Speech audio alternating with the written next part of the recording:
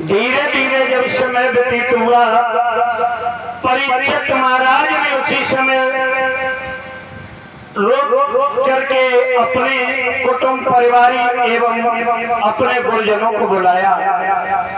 संत महात्माओं का आगमन हुआ। उधर में लोमस ऋषि ने कहा कि बेटा श्रृंगी ऋषि, बेटा श्रृंगी तुम चले आओ हस्तिनापुर और परीक्षित को जाकर सावधान कर दो, आज के बाद अपनी मुक्ति का उपाय कर ले, क्योंकि सर्प के काटने से जो प्राणी मर जाता है उसे कभी जन्म नहीं मिलता है, उसकी कभी सदगति नहीं होती, उसे अधोगति में भटकना पड़ता है। परीक्षित से जाकर के कह दो वो अपनी मुक्ति का कोई उपाय कर ले। भक्तों, श्रृंगी ऋषि लोग दौड़ करके आए। परीक्षित महाराज ने जैसे श्रृंगी ऋषि को देखा, चरण स्पर्श किए, उचित आसन दिया। श्रृंगी ऋषि कहने लगे परीक्षित, हाँ महाराज तुम संतों के सम्मान करने से ये लगते हो तुम बहुत अच्छे राजा हो, लेकिन हमारी समझ में एक बात नहीं आई, जब तुम इतने विद्वान संतों का इतना सम्मान करने वाले सम्राट होते हुए तुम्हें संत ही मिले अपमान करने के लिए, क्या साधुओं के गले में ही तुम्हें मजाक करने का मौका मिला? परीक्षित हाथ जोड़ के बैठ गए श्रृंगी ऋषि के चरणों में। भगवान हमें नहीं समझ में आ रहा ये हमसे कैसे पाप हो गया, ये पाप हमसे कैसे हो गया है। उसी समय भक्तों आज महाराज श्रृंगी ऋषि ने कहा कि ऐसा करो, आज के 7वें दिन तुमको तक्षक सर्प डस लेगा, खा लेगा, इसलिए तुम अपनी मुक्ति का उपाय कर लो। और क्या बोले हैं,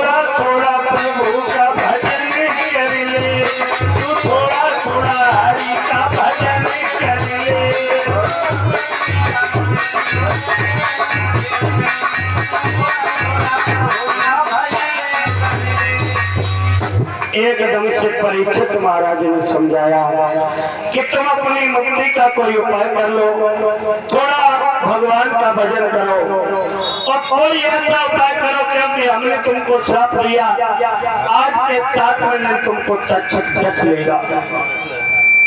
परीक्षित महाराज श्रृंगी ऋषि के चरणों में बैठ के बड़ी जोर से हंसने लगे।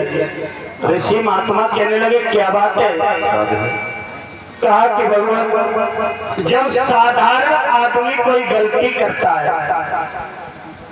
अगर कोई साधारण प्राणी दूसरे किसी गरीब व्यक्ति को सताता है और वो उसके बराबर लड़ने के काबिल नहीं होता तो वो अदालत का दरवाजा खटखटाता है,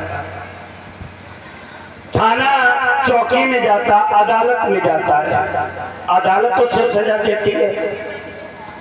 लेकिन जब एक राजा होकर के प्रजा के साथ में गलत व्यवहार करे तो उसे सजा देने वाला कोई नहीं दिखाई देता। जिस अदालत का दरवाजा खटखटाता है इंसान और अदालत में न्याय की कुर्सी पे बैठ के जज ही जब पाप करे तो उस जज को सजा कौन देगा? लेकिन भक्तों उसको भी सजा देने वाला एक शक्ति है, उस जज को भी सजा देने वाली एक सुप्रीम शक्ति है। कौन? इन महात्माओं में बहुत फल होता है। इनको महात्मा लोग अगर श्राप, जो अधर्मी राजा जब अधर्म करता है तो महात्मा लोग श्राप दे देते हैं, और जब महात्मा लोग श्राप दे देते हैं वो प्राणी बच नहीं पाता है। आज बच्चों डाउन कर देखो,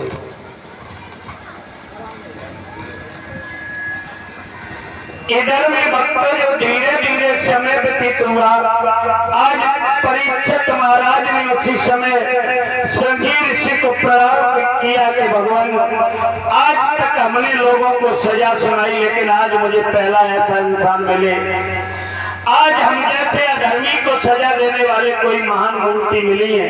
अब हमें बिल्कुल भी दुख नहीं, हम रो तो इसलिए रहे थे कि हमने एक महात्मा का अपमान किया है, लेकिन मेरी गलती की सजा अगर हमें देने वाली कोई शक्ति पैदा हो गई तो अब हमें बिल्कुल दुख नहीं है। श्रृंगी ऋषि भक्त ये शब्द कहने के बाद वहां से चले आते हैं, और जब श्रृंगी ऋषि वहां से ये कहने के बाद जब चले आते हैं धर्म प्रेमी सज्जनों, उसके बाद महाराज परीक्षित ने जब लोगों को पता चल गया कि परीक्षित महाराज को श्राप लग गया है, तो बड़े बड़े राजा महाराजा, दूर दूर से राजा महाराजा आए और आकर के भक्तों महाराज परीक्षित नया नया उपाय कर दिए।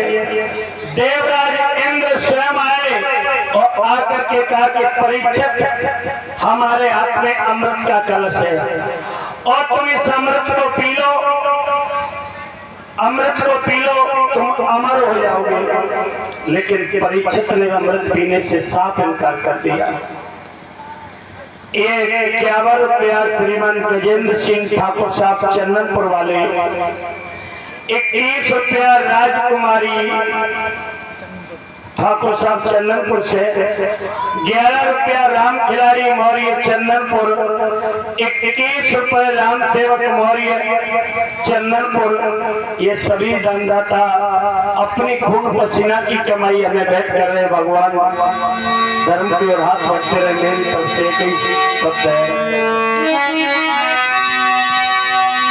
अरे जब तक गंगा जलधारा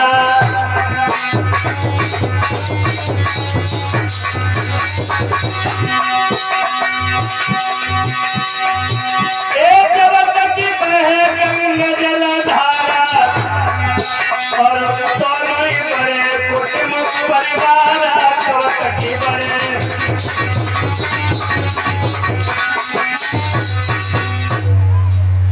इधर में भक्तों जब धीरे धीरे समय व्यतीत हुआ है, आज महाराज परीक्षित के पास में देवता लोग आए अमृत के कलश ले लेकर के। परीक्षित से कहा तुम अमृत पी लो और अमर हो जाओ, फिर तुम्हारे बच्चे कुछ नहीं बिगाड़ पाएगा। परीक्षित कहने लगे हम संतों का अपमान दोबारा नहीं करेंगे। अगर श्रृंगी ऋषि ने हमें श्राप दे दिया, उस श्राप को हम सिरोधार कर रहे, भले तक्षक मुझे काट ले, हम मर क्यों न जाए, लेकिन अमृत पी करके उन ऋषि महात्माओं के श्राप को मिटने नहीं दूंगा। जब भक्तों इस प्रकार से महाराज परीक्षित ने देखा, और तब तक व्यास भगवान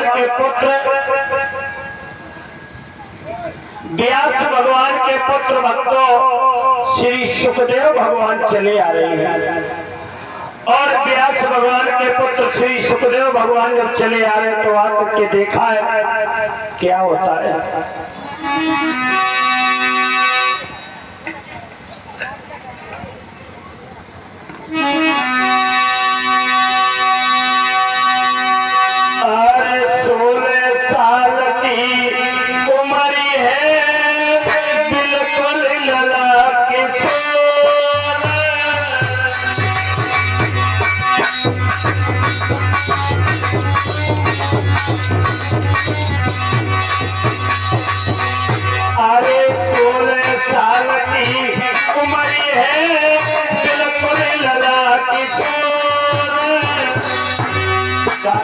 अरे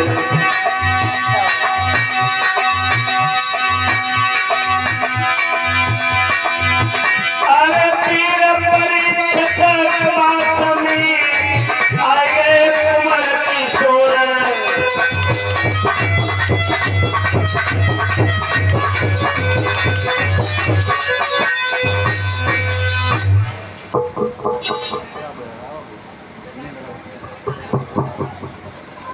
लगा ये क्या करते तो सही चलते चलते एक में बैठाते तो एक बार सेट कर दो बढ़िया कर तरीका से